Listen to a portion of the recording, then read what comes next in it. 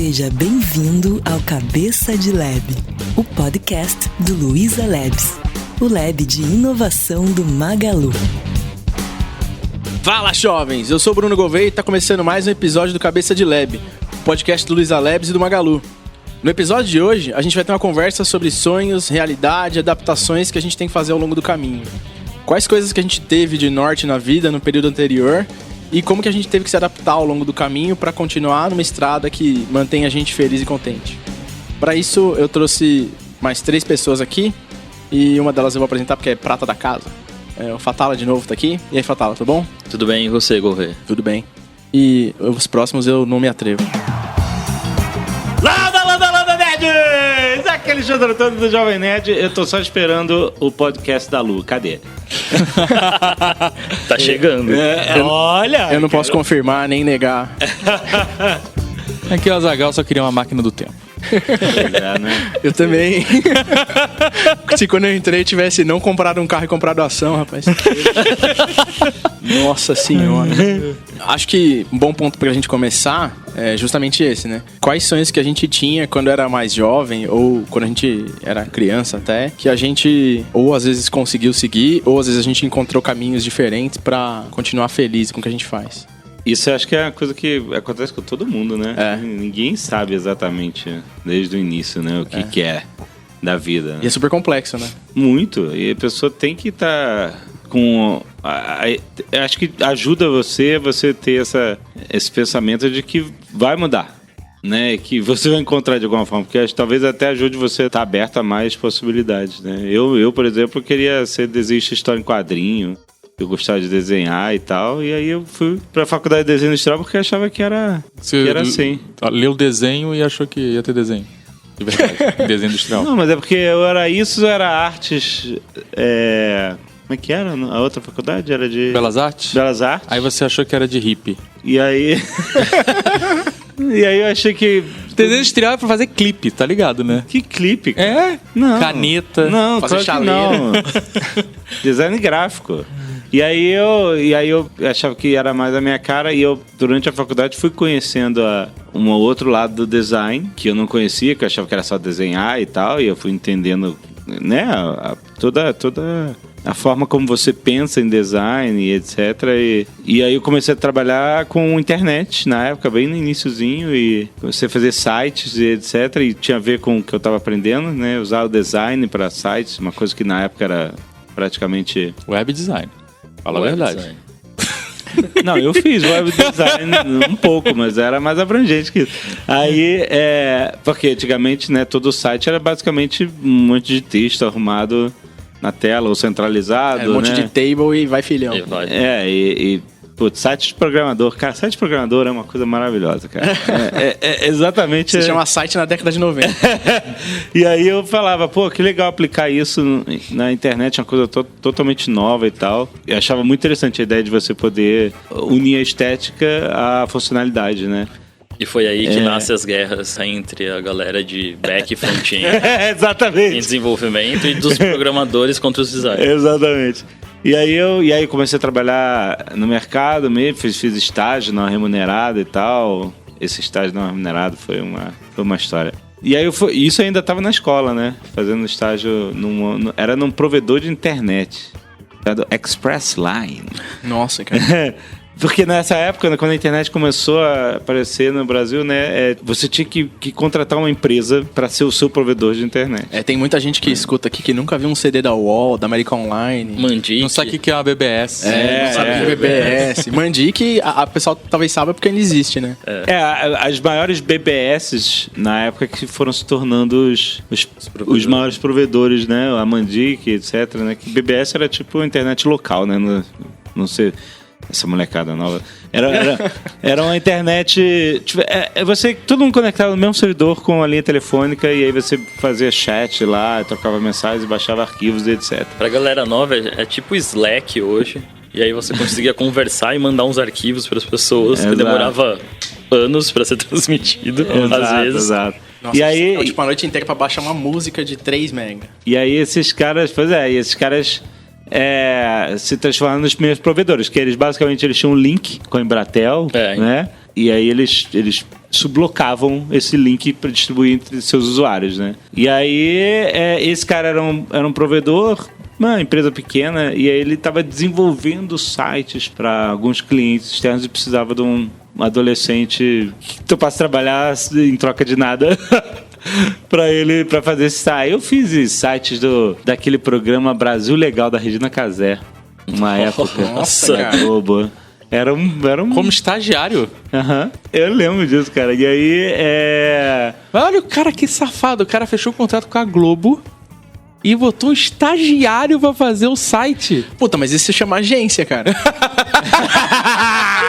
Exatamente. Tipo, tem como.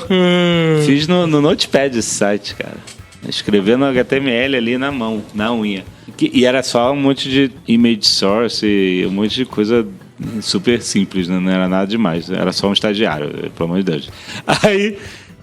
e aí, tipo, você vê como as coisas começam a ir para um lado, né? Eu queria desenhar, aí eu fui para faculdade, aí eu conheci o design, e aí tava rolando internet, aí eu uni uma coisa a outra porque achava maneiro usar design na internet, aí eu comecei a trabalhar na área, porque a faculdade, você começava no curso básico e aí você ia ou para design gráfico ou você ia para projeto de produto, que é a parada física, né? Aí você vai projetar cadeira, sabe? Coisas físicas, né? Objetos e etc. E no design gráfico você basicamente tem uma carta branca para fazer merda, que eu falo. É que é tipo assim, se você tá fazendo diagramação de um livro, manda imprimir e tal, não sei o que, e aí dá uma merda na impressão, você imprimiu 3.000 cópias erradas. Se você fez um erro no site, você simplesmente fala, opa, consertado. Então, e como eu sempre fui um mega lambão de coisas de produtos e tal, não sabia fazer nada direito, eu fui pro design gráfico, que eu gostava mais também, e aí é isso. E aí, tipo, você vê como é que eu fui desenhando. Aí no meio dessa história toda de trabalhar com web e multimídia, etc., eu também fazia aqueles totens de informação de shopping. E você, com touchscreen, sabe? Você quer saber qual é a loja, onde é que sabe, onde é que é a Magazine Luiza, no shopping. Aí você procurava e aí abria um mapa, e aí o mapa ia desenhando, sabe qual é o caminho. Da onde você ia. Aí aquilo era feito no Flash e a gente tinha que literalmente desenhar todos os caminhos no Flash, na mão, assim. E era só uma máscara que o ActionScript puxava aí uma máscara, sabe? Eu quero ir... Aí você vai, puxa a máscara do frame e tal. Aí você vai, a máscara ia desenhando. Nossa, cara, Flash é triste. Nossa. E aí... E ActionScript, então. Nossa. E aí a empresa contratava sempre um freela, um estagiário pra fazer essas 1000 linhas, assim. O Sr. K fez também com você um projeto desse, não fez? Lembra que ele trabalhou fazendo um totem de... Ele fez um... Eu não lembro. Não. E aí a gente dava sempre... O trabalho bosta de fazer todas as linhas era sempre para um estagiário, alguma coisa assim. Eu comecei fazendo as linhas e depois eu já estava fazendo os mapas e programando mini programações em ActionScript, que eu sempre fui super básico. Mas... E aí na hora do almoço... Aí nessa época já era 2002, aí surgiam nos blogs e tal, e na hora do almoço... Comecei a brincar com os blogs e tal, conheci o Azaghal na faculdade, ele também fazia o blog dele e tal, aí Jovem Nerd, um blog, né? E aí, na hora do almoço... O Jovem Nerd. Era o Jovem Nerd. Você tirou o The da frente, que nem Facebook. Tirando do Facebook, E aí, você vê, como que lá em 95, o estagiário na Express Line, ou então antes até... Não, 95... foi antes pra faculdade que eu fui pra Express Line. Mas aí quando eu... Sabe, indo pra faculdade querendo ser desenhista e tal, como que eu ia projetar na minha mente Jovem Nerd? Não existia nem a tecnologia que ia tornar o Jovem Nerd, um Jovem Nerd possível. Não existia nada. É muito doido isso, né? Porque hoje a gente trabalha com comunicação, né? Basicamente, assim, para analisar, né? E eu jamais pensei em trabalhar com isso. Apesar de sempre gostar de comunicação, não ter percebido quando eu era jovem que eu gostava, porque eu fazia com meus amigos filmes de playground, sabe, de amadores, nada pornográfico. Ainda bem, né? Ou não. Masters of Fighting. Aliás, você digitalizou e você não mostrou ainda. Eu achei o Master of Fighting. E eu fazia o fanzine da escola, né? Numa época que a gente foi do Grêmio e tal. Então a gente sempre fez essas coisas, mas eu nunca, pensei nisso como meu trabalho, minha profissão no futuro e tal. Apesar de gostar.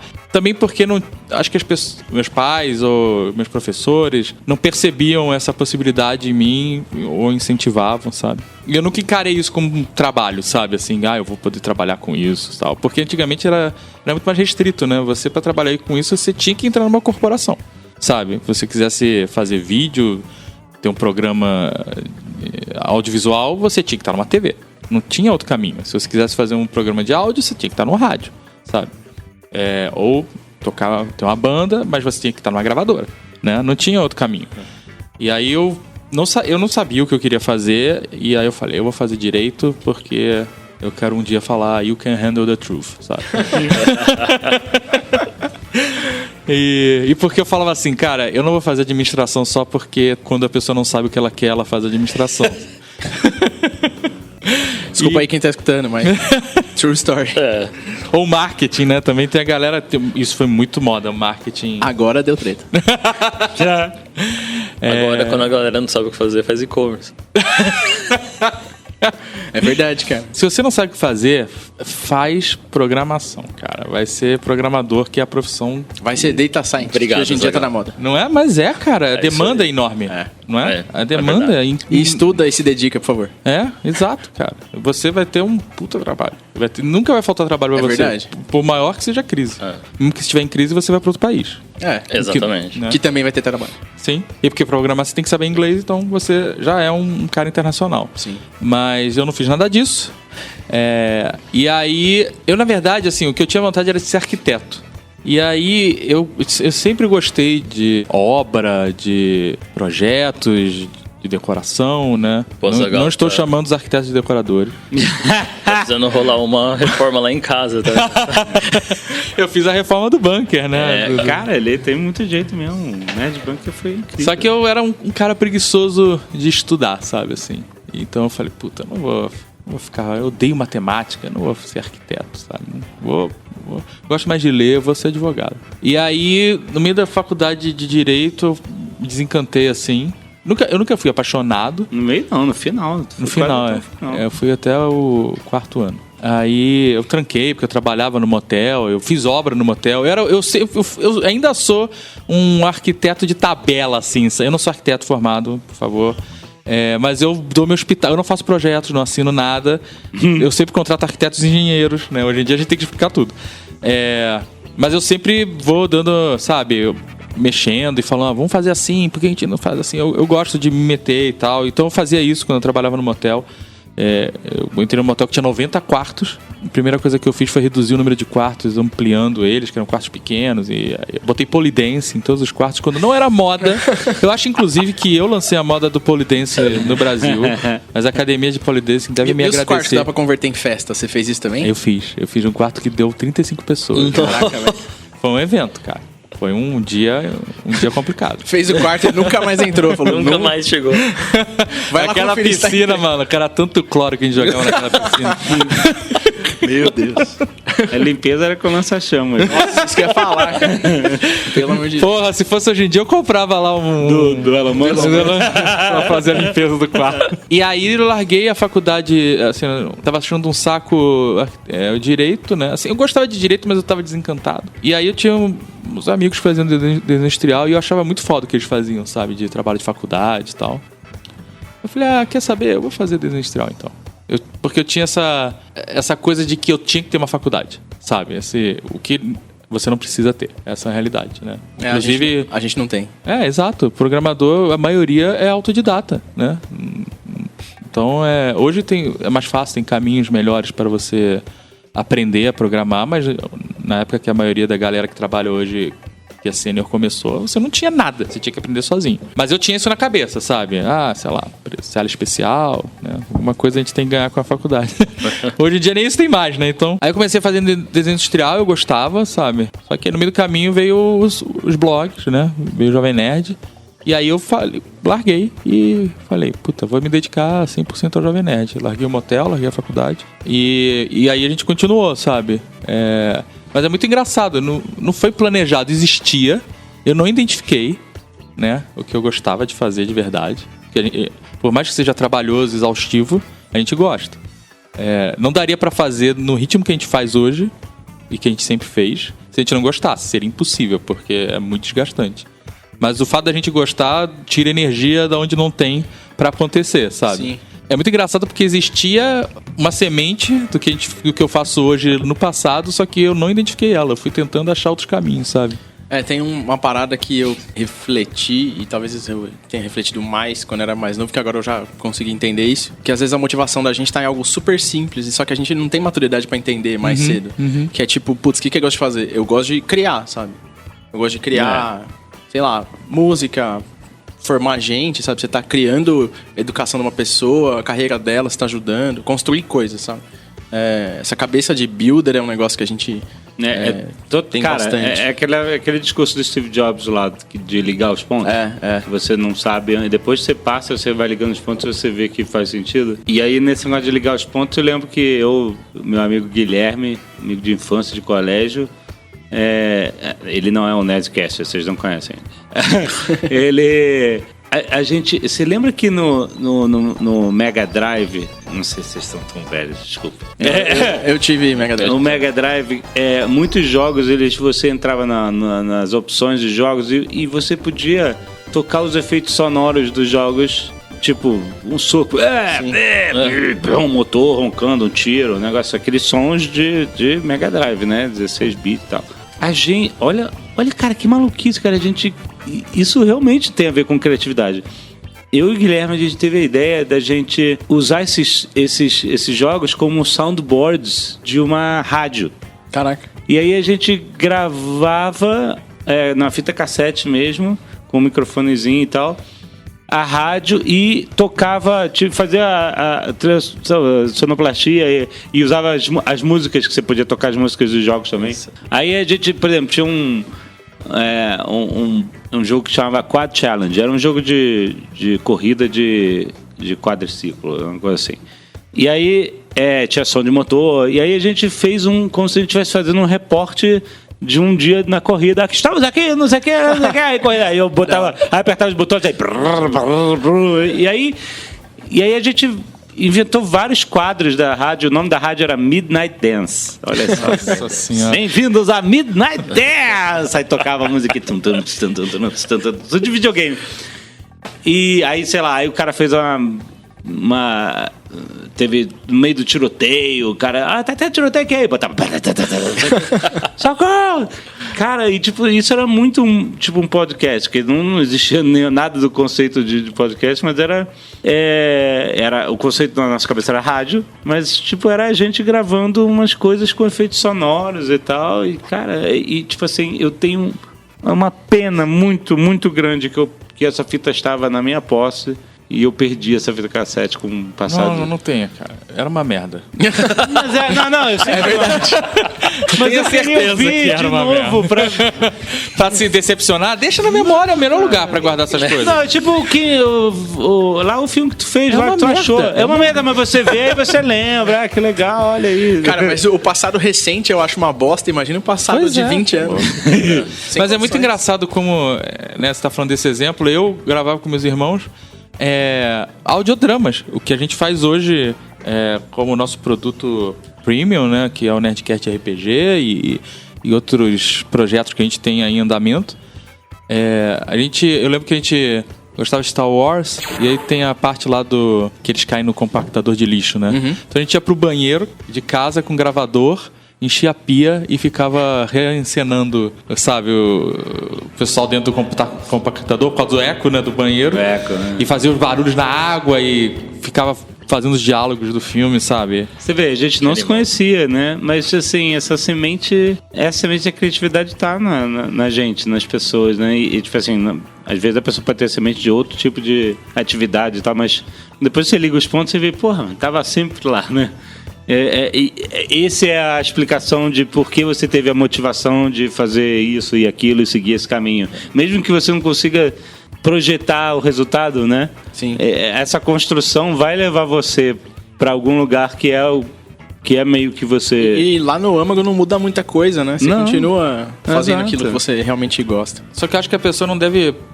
Quem tá ouvindo a gente, é mais jovem e tal, não deve ficar paranoico, tipo, então agora eu tenho que identificar que eu realmente amo. Vou começar a pensar aqui. Você não tem essa experiência, né? Essa vivência pra conseguir identificar. Ninguém tem, né? Você tem que ir indo, cara. Então, acho que a gente puder dar algum conselho de velho não adianta nada, mas se você quiser dar um conselho, fica só com a mente mais aberta, sabe? Não fecha tanto a visão, tipo, eu tenho que fazer isso, sabe? Esse é o caminho, porque veja as possibilidades, sabe? Aí o conselho que eu sempre dou é, cara, faz com dedicação, sabe?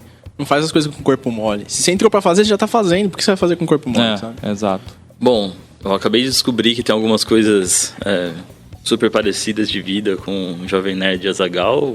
Porque eu comecei a trabalhar, eu era muito, muito jovem, assim, e foi num escritório de engenharia civil.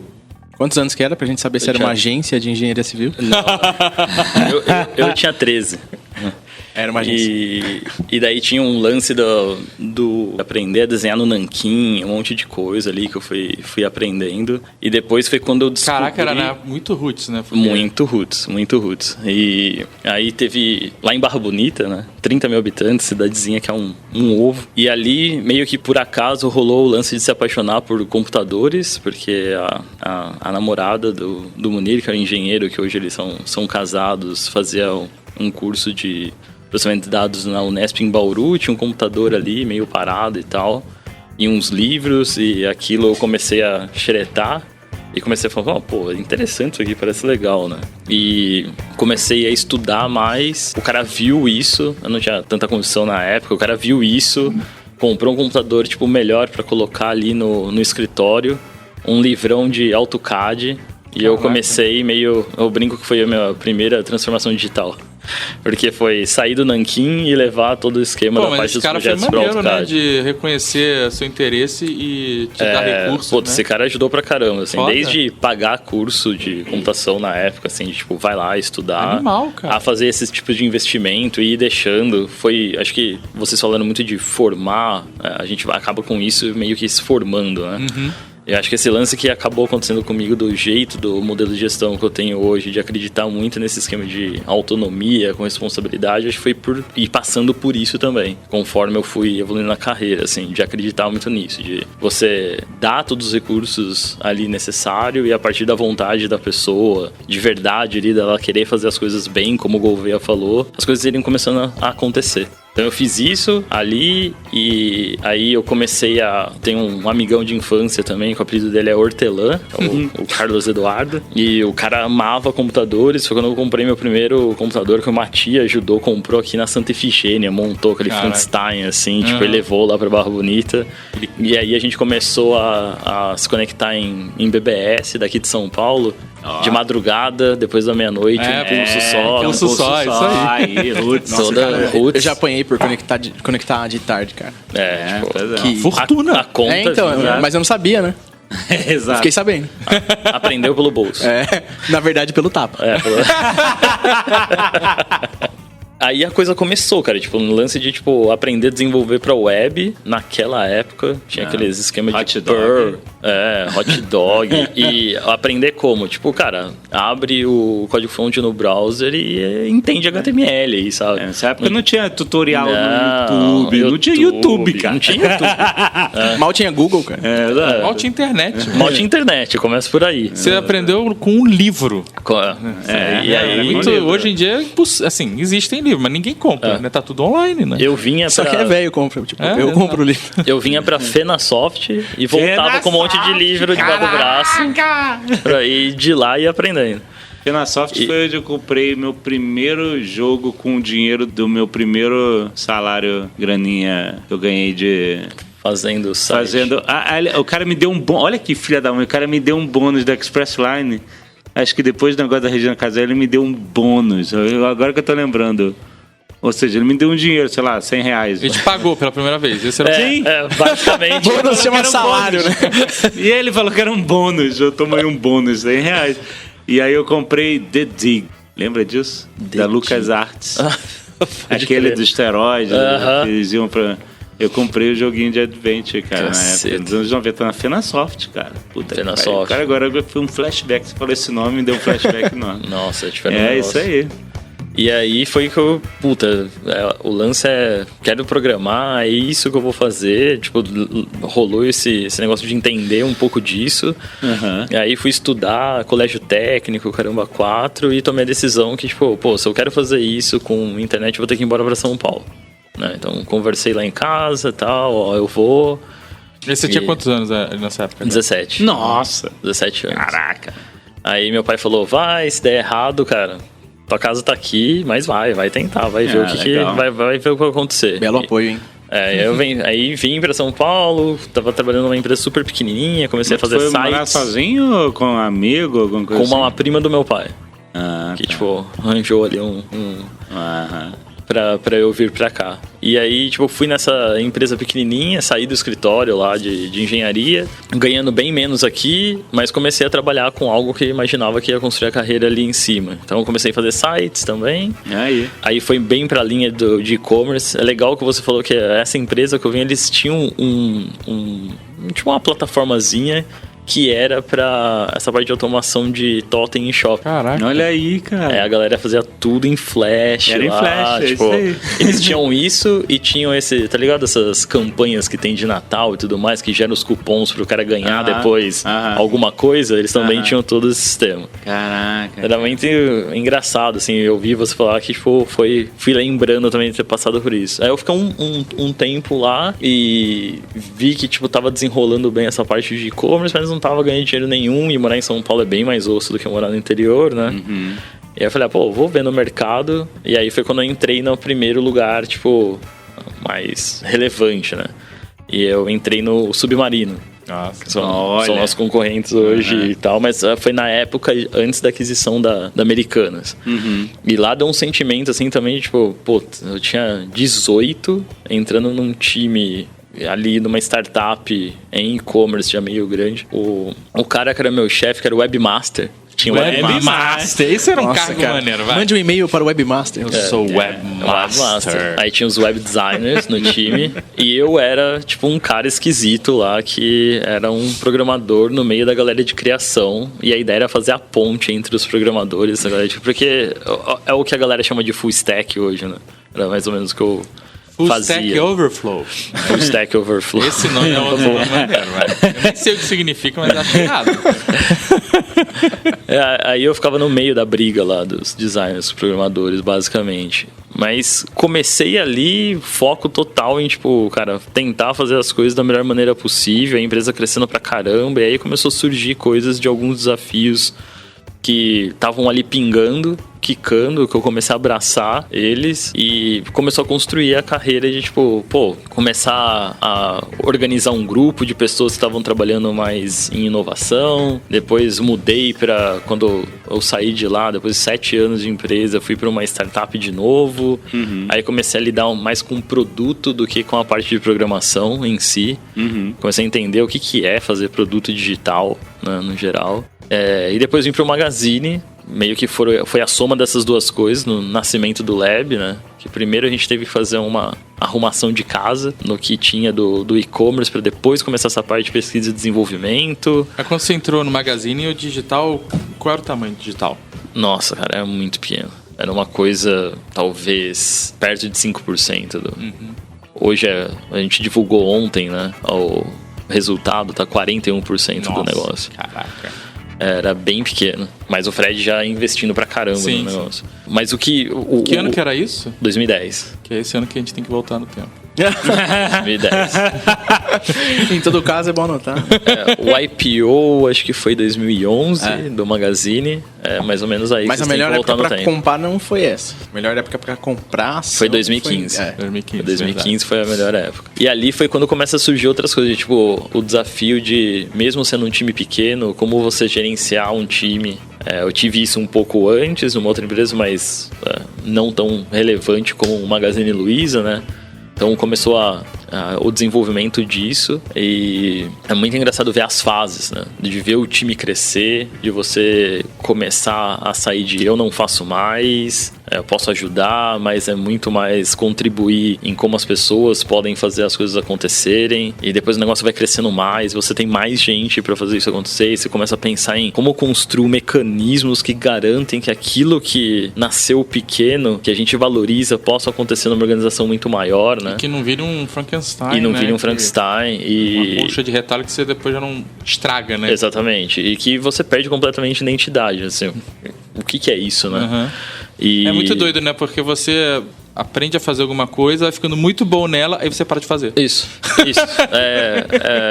É basicamente o que acontece com essa parte de liderança, né? Uhum. Que a ideia é você chegar no master de alguma coisa mesmo, e daí você se sente bem por aquilo, porque, puta, eu tenho domínio, eu entendi como fazer, e daqui a pouco o seu desafio é, beleza, agora não é mais você que faz.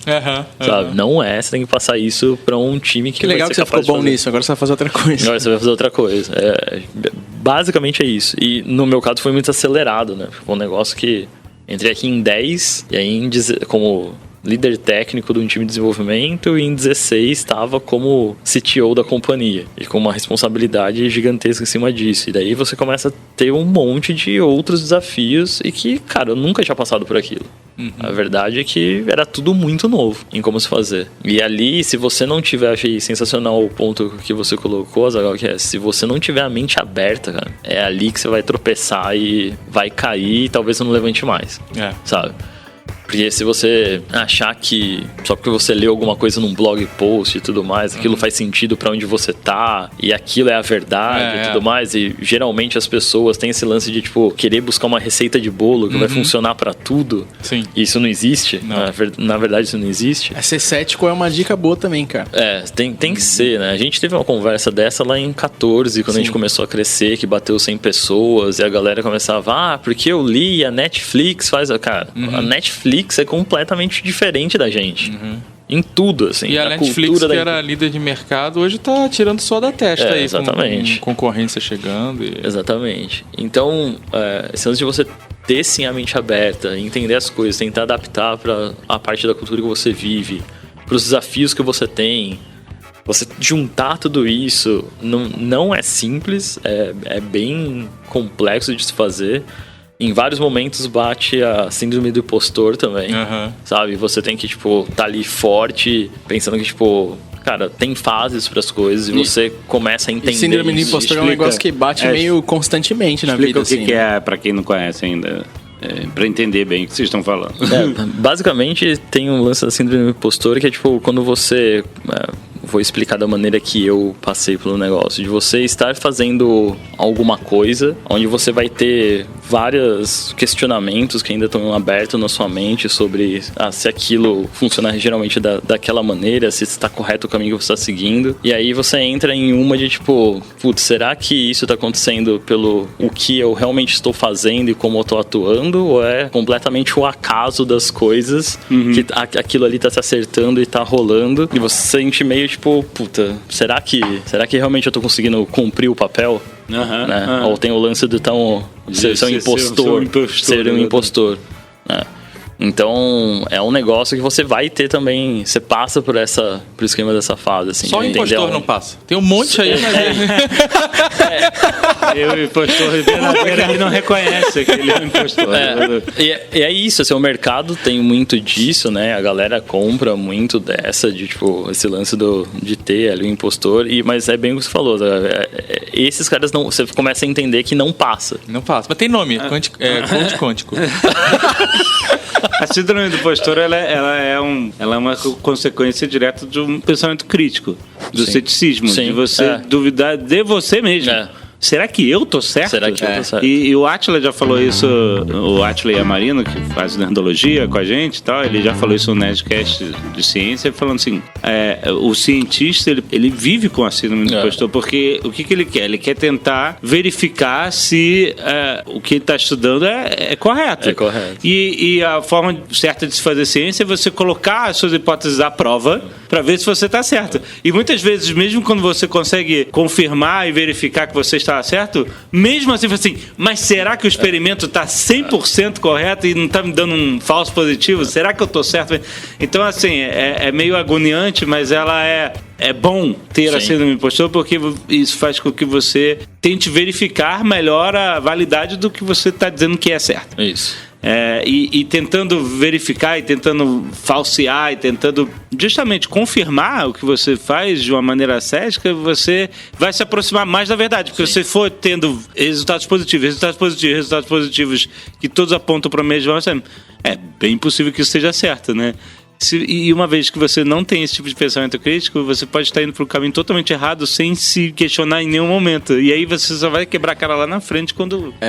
Acho que o importante é entender isso e não se sabotar no meio do caminho também. Não se sabotar, exatamente. Porque você fica naquela, eu tô ruim, eu vou desistir. Não. Continua aí. É um negócio muito que eu fui aprendendo e, tipo, tem caras que me ajudaram muito, sem querer puxar o saco do chefe, mas é real, porque a gente tem umas conversas que são mais nessa linha, às vezes. O Fred ajudou muito nessa parte, assim, de entender do perfil e poder falar, tipo, você tem que dar um tempo também para as coisas, porque elas vão maturando e você vai enxergando aonde você tem que mexer também, né? Exatamente. De não ficar todo momento também se questionando muito rápido sobre será que tá certo, será que tá certo, mas você não dá um tempo para ver aquilo dar errado e poder também aprender e redirecionar.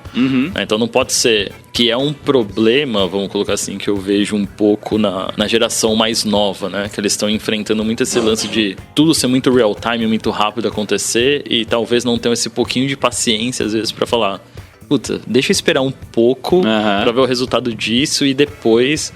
É engraçado, porque às vezes a gente pega currículo de uma galera aqui que o cara ficou 6, 8 meses, 3, 4...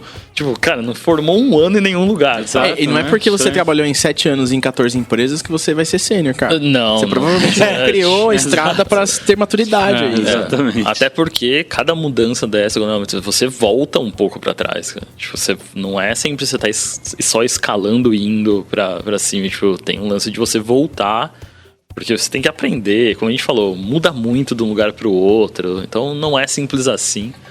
Eu já vi currículo assim, tipo... não faz um ano no lugar, eu não me sinto seguro. Mesma coisa. Porque, e aí quando eu vejo, e eu já vi também assim, 6 anos na tua empresa, eu já acho interessante. A pessoa tem 6 anos numa empresa, essa pessoa passou por certamente um crescimento e uma experiência enorme que, tipo assim, isso é uma pessoa sênior, entendeu?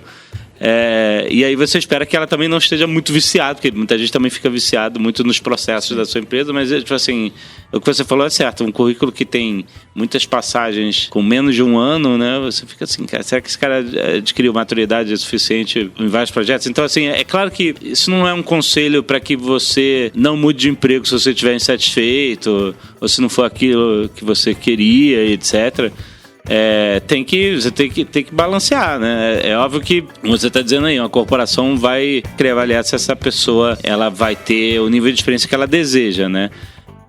E isso tudo é um ponto de equilíbrio, né? Então, assim, é claro que se você estiver gostando do lugar, mesmo que você não tenha certeza de que é isso que você quer, adquirir uma experiência de 1 ano trabalhando no lugar é muito importante. Sim. Acho que o ponto é bem o que você colocou sobre se você tá pulando tanto, ter o questionamento se o problema não tá com você de não saber o que quer fazer ainda. E não só colocar no outro nos lugares. Daquilo, né? Tipo, não é isso que eu quero fazer e, tipo, acaba pulando, porque não identificou isso ainda também. Então, se você não sabe, qual que é o problema também de dar um pouco mais de tempo e aprender com a experiência. Talvez ela te ajude a direcionar um pouco mais para as coisas que você fez ali e você gostou de fazer. E aí você consegue começar a moldar um pouco para onde você vai, né, para a parte da carreira. Uma das coisas que é legal que eu fui estudando e entendi da parte de como ajudar na construção de carreira das pessoas também geralmente, quando rola o esquema de feedback, você tenta ficar falando pra pessoa aquilo que ela tem que fazer, geralmente, quando você olha o modelo tradicional de feedback. De, tipo, você não fez isso daqui legal, e tipo, deveria ser dessa maneira. Então você tá todo momento muito direcionando as pessoas. E muitas vezes a pergunta deveria ser, na verdade, tipo assim, cara, o que você faz que você se sente bem pra caramba? E quais são as coisas que você tá fazendo e tá sendo uma puta de uma dor pra você fazer. Dessa reflexão, talvez você consiga ajudar essa pessoa a crescer na parte da carreira por ela enxergar isso. Isso puxa bastante a maneira que a gente faz feedback aqui, né? Dos processos que a gente tem. Dos processos que a gente tentou ir muito pra Nessa esse linha, lado, né? nessa linha, né? Pra poder ajudar a construir. Porque no final, cara, bem que você fala, muitas vezes uma coisa que a gente tem aqui da cultura é de falar de eu não quero direcionar a sua carreira. Tipo, fazer você chegar em algum lugar forçado pra alguma coisa. A gente gostaria muito mais de tentar entender aonde a pessoa gostaria de chegar, que ela começa a enxergar e a gente pode ajudar a direcionar pra chegar lá. Exato. Né? Que é onde vai atingir o maior potencial da pessoa. Isso, o maior potencial da pessoa. Senão fica aquele negócio só de você empurrando numa trilha, assim, e, sabe? A pessoa não necessariamente vai dar o melhor dela ali. Então são boas reflexões quanto a isso, tipo, mas todas encaixam no ponto que a gente começou, que na real, cara, lá no início você não sabe. Se você não tiver aberto pra experimentando, não tem como saber, exatamente. E ver o que vai funcionando, aquilo que você gosta, aquilo que você não gosta, começar a direcionar, vai vir com o tempo, assim, aonde você vai estar feliz fazendo. E não tem nem muito a ver com o lance de você falar, e começa por uma coisa que você gosta. Às vezes começa por alguma coisa possível que tá na sua mão, dependendo da sua condição, sei lá. E aí vai trabalhando nisso, sabe? Mas muitas começa. vezes você acha que gosta, mas não gosta, exatamente. você se convence que gosta. Exatamente. Só o Doug Hauser sabia exatamente o que ele queria fazer. Caraca, essa é uma referência só de velho mesmo. A galera tá tudo no Google agora. Doutor Doug Hauser. Doutor Doug Hauser, é médico aos 16 anos, é isso aí. Mas tem uma parada que é curioso e liga um pouco com tudo isso que a gente falou, que eu conversei com o Cassiano, que inclusive o Cassiano é um diretor daqui, que ele era de... São Lourenço? São Lourenço. Não é possível. Não! O Cassiano é de São Lourenço. Olha, É mais um que escapou. Eu entendo sua dor. E a gente tava conversando sobre isso num episódio anterior, e a gente tava falando sobre essa parada de liderar e tarará, e como que você constrói a carreira disso. E antes de gravar, a gente tava falando, putz, quanto tempo que a gente faz isso? Eu falei, eu faço isso há 2 anos. Ele olhou pra mim com uma cara assim, falou, você não faz isso há 2 anos, cara, você faz isso há bem mais. Só que você fez um pouco, daí você desistiu de fazer, e daí você insistiu de novo, porque você tem isso em você, e daí você saiu fazendo naturalmente, e você faz isso, sei lá, uns 7 anos. Só que no meio disso você foi variando a intensidade que você fazia, ou como você atuava. Mas fazer, você já fazia, saca? Legal. Tem coisas que ao longo do caminho a gente vai justamente ligando os pontos e vê que a gente já fazia algumas coisas ali e fala, puta, velho, faz todo sentido aqui olhando pra trás. Só que olhar pro futuro é tipo desafiador. Tipo o Gouveia, assim. O Gouveia era desenvolvedor, mas ele sempre ficava no topo do board do Caguei no Deploy. E a gente descobriu onde ele poderia ter seu E agora eu não cobro mais e a gente não cai mais. Mas eu aprendi com muitos erros. Muitos erros. Mas é só assim que aprende. Assim, não erra quem não faz. Exato. Então, eu errei bastante, aprendi bastante. E esse é o fundamental erro no sistema de RPG, de role-playing game, de D&D, etc. Que se você derrota o monstro, você ganha experiência. Então. Mas se você for derrotado, você deve ganhar muito mais. O bom mestre sabe que não é assim, né? Exato. Exatamente. É verdade. E é engraçado porque tem uma galera que acha que ela tem que estar preparada pra tudo, né? Antes de começar. E um pessoal que quer estar sempre overqualify e ela nunca vai. Ela tá sempre se preparando, sempre fazendo um curso, uma atualização, um estudo... E ela nunca mete a mão. Então ela nunca tá pronta, ela nunca testa, ela nunca erra, nunca vai. Sabe? Exatamente. Uma das coisas que a gente aprendeu foi justamente isso, sabe? A executar bem e, sabe, com dedicação e aprender ao longo do processo. Tem que ir, só anda de bicicleta caindo. Não isso tem aí. como, é impossível. A não ser que você fique de rodinha o tempo todo, mas é ridículo, né? E jogo a jogo, treino é treino, né? Exato. Tem isso. A gente sempre fala isso. Nessa época ainda do segundo semestre, que é tipo perto do Black Friday e tal, Nossa. a gente fica no jogo a jogo, treino é treino o tempo inteiro, que Não, é tipo, putz, cara. A parada é que você nunca vai estar preparado até você fazer de verdade. Exatamente. E isso não tem, por mais que a pessoa treine, nunca vai estar. Tem que entrar no jogo, tem que... E aí você aprende. Eu fui no museu, era um museu do Tim Burton, tinha uma exposição da carreira do Tim Burton. E aí, cara, você via todos os desenhos de caderno dele, de escola. Perturbadinho mesmo, desde. Maluco, tava tudo lá, maluco. Todos esses monstrinhos, toda a criatividade dele tava lá. E aí, depois, filme de stop motion. E ele tinha, sei lá, 15 anos quando fez filme de stop motion. E o Spielberg também vi uns arquivos do Spielberg. Ele tinha, sei lá, 12 anos, tinha uma Super 8 lá dos pais. E aí ele fez um filme de um disco voador, descendo um mini disco voador, assim. Disco voador descendo numa o moleque poça. vem assim. É tipo assim, é claro que essa criança é o Steven Spielberg. Porque ele não tá estudando... não, um dia eu vou estudar cinema e... Ok, pode, mas ele tinha 12 anos e ele tava fazendo filme. Entendeu? É claro que esse cara virou o Steven Spielberg, entendeu? Ele não ficou esperando se qualificar e tal. Ele já tava fazendo. E ele não sabia que ele ia virar o Steven Spielberg, que ele ia ser o sinônimo de um dos maiores diretores da história do cinema, que ele simplesmente tinha uma coisa dentro dele que ele tinha que fazer e ele fazia. Talvez nessa idade ele nem soubesse que queria trabalhar com cinema. Ele estava fazendo um filminho. Só achou maneiro fazer. E aí, tipo, o que a gente tem que fazer, eu acho, que tirar da história desses caras e tal, é deixar esses impulsos criativos, tipo assim, faz um negócio. Você não precisa saber no que vai dar isso, você não precisa saber se isso é o que você quer fazer, entendeu? Faz a coisa e joga aí, vai descobrindo, né, ao longo do caminho. Vai descobrindo, porque assim, fazendo, exatamente, você vai fazendo que você vai... Quando você gosta do negócio, você faz um negócio simples. Aí você, puta, gostei disso. Aí você vai e faz outro negócio um pouquinho mais complexo. Né? A gente tem um amigo, o Fernando Reilly, que trabalhou vários anos agora na indústria Light and Magic. O cara trabalhou com 3D, trabalhou em Star Wars, em Vingadores e etc.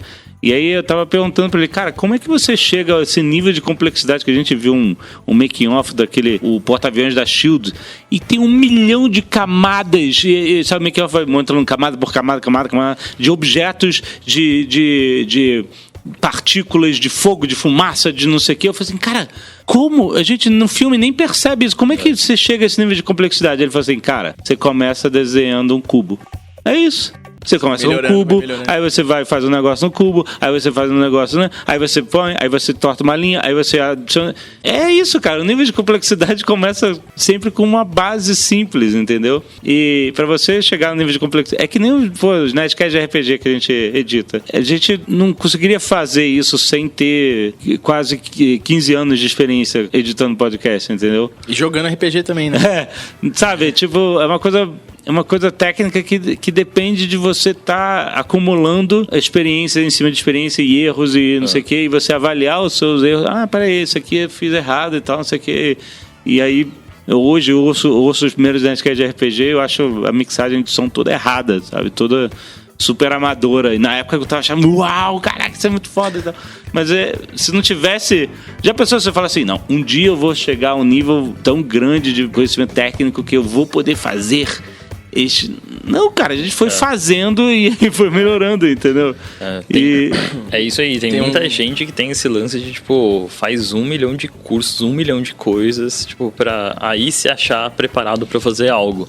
Mas na hora que a gente olha, por exemplo, uma das coisas que mudou um pouco a visão de como as coisas funcionam foi ter filho, né? Porque você percebe, pela a própria evolução dele, como é a parte de aprendizado, tipo... Primeiro só entende as coisas, depois começa a falar uns trecos meio tudo trocado, mas se você começa... Quando ele percebe que você começa a entender também, você vê que vem um grau de, tipo, de confiança, onde a criança se solta pra, tipo, falar mais.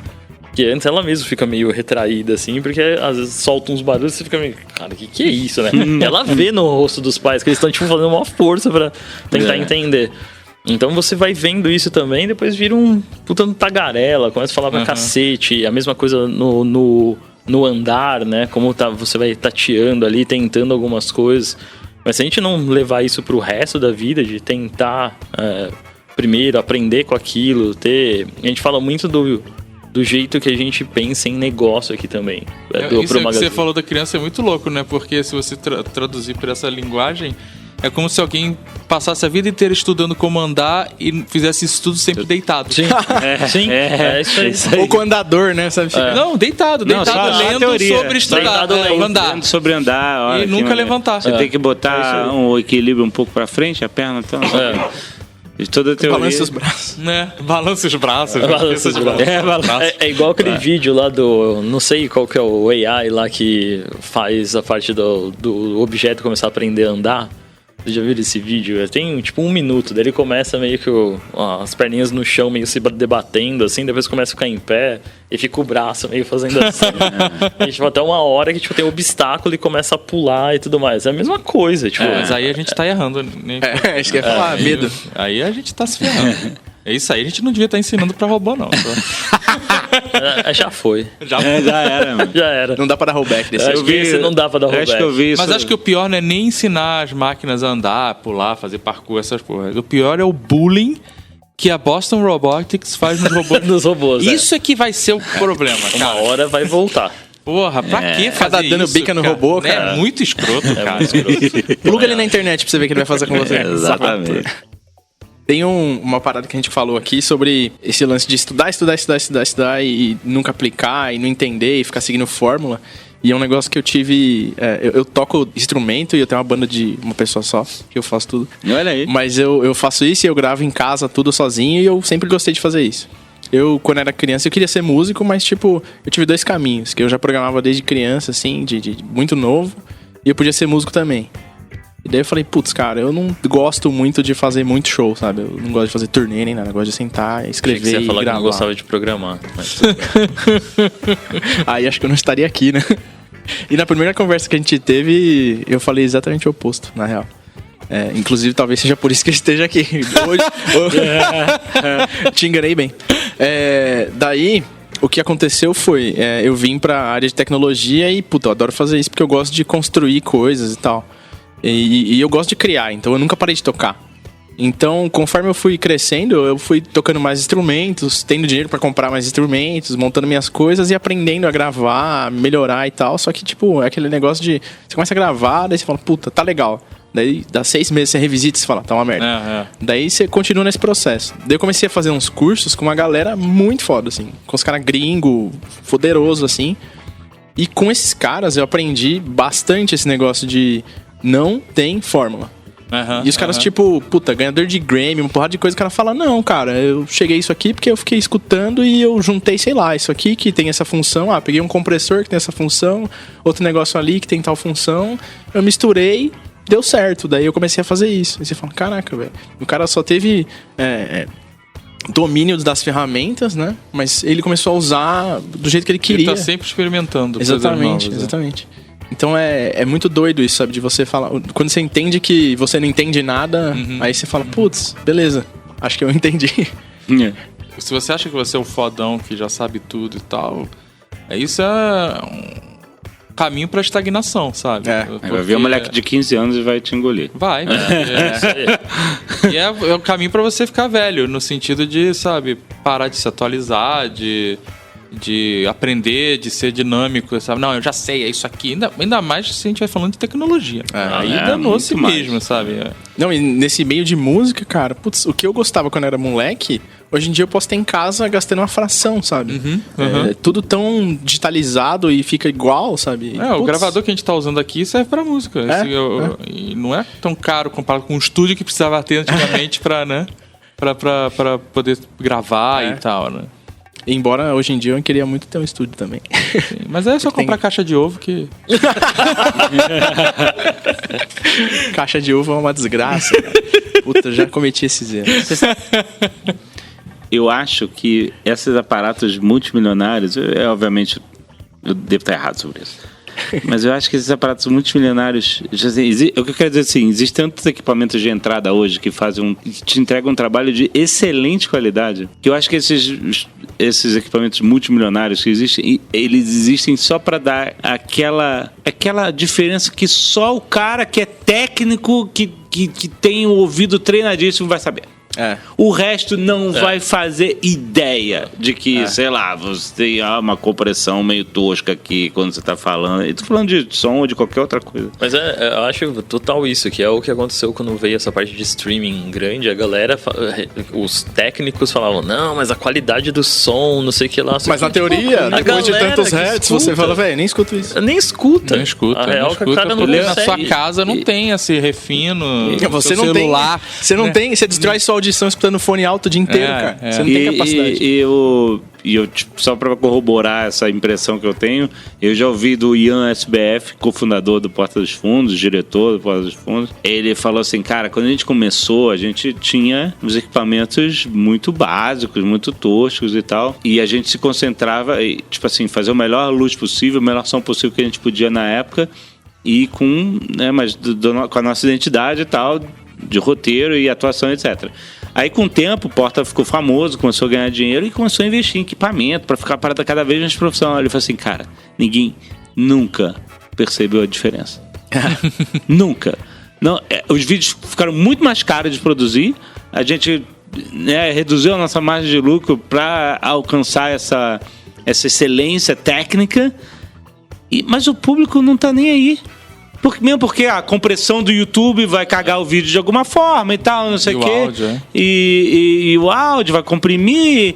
E o público quer ver o roteiro, cara. E a atuação, e tipo assim, a gente. Não é que eles eram toscos no início. Eles faziam um trabalho muito bem feito desde o início. Bem acima da média. Inclusive muito acima da o média. áudio, que é o pecado do YouTube, né? É verdade. No áudio, exatamente. Você tem, às vezes, o cara investe na câmera, não sei o que lá, e aquele áudio de O banheiro. cara começa falando áudio assim, ruim. daí estoura do nada e volta. E o eco, aquele eco monstro, né?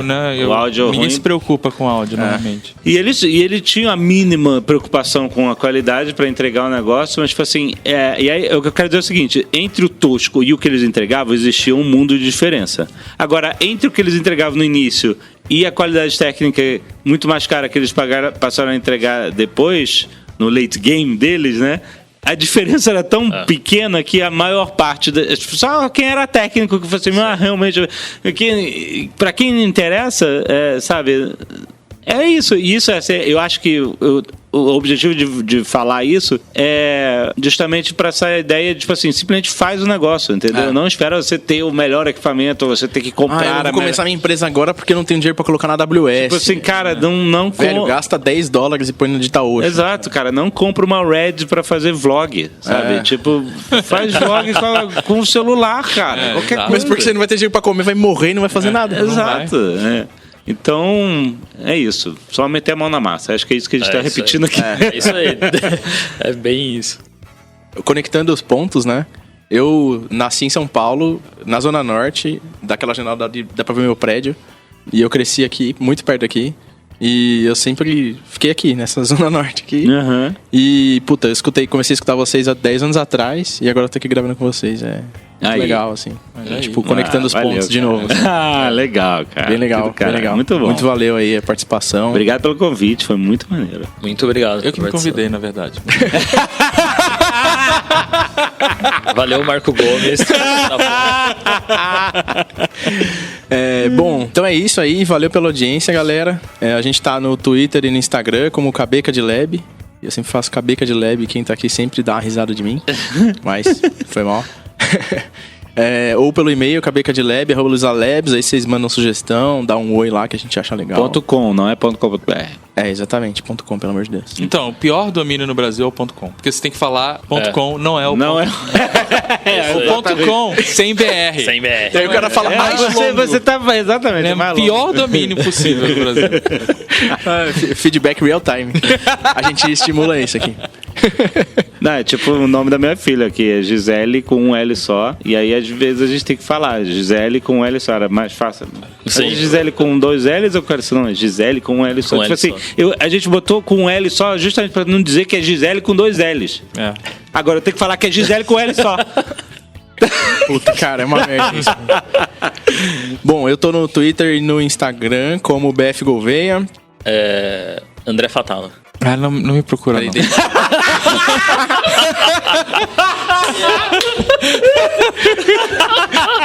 Não estou. Eu não tô em lugar nenhum. Você também não tá em nenhum lugar? Não, ele tá porque ele é empresa. Jovem Nerd. Todos os lugares? Siga o Jovem Nerd em todos os lugares. Instagram, Twitter. TikTok ainda não tem. TikTok não tem, é verdade. É isso aí, gente. Obrigado. Ouça o Nerdcast também. jovemnerd.com.br, lá tem tudo. Boa. Bom, valeu. Valeu, galera! Valeu. Cabeça de Lab, o podcast do Luiza Labs, o lab de inovação do Magalu.